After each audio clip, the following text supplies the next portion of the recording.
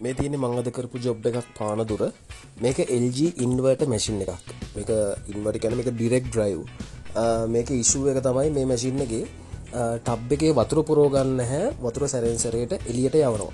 එතකොට මේ වතුර එළියට යන්න හේතු වෙන්නේ අර ගොඩක් අය හිතනවා වගේ 60 කටු හිර වෙලා කාසි හිර වෙලා එහෙම ප්‍රශ්නයක් නෙමෙයි. මේ ඉන්වර්ටර් මැෂින් වල මේ PCB වල එන ප්‍රශ්න තමයි මේවා.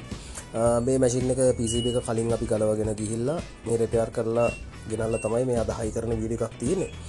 මැෂින් එක ඕකේ, මැෂින් එක වැඩ කරනවා. ඔයාලගේ මෙහෙම ප්‍රශ්න තියෙන මැෂින් තියෙනවා නම් අපිට කෝල් එකක් දෙන්න.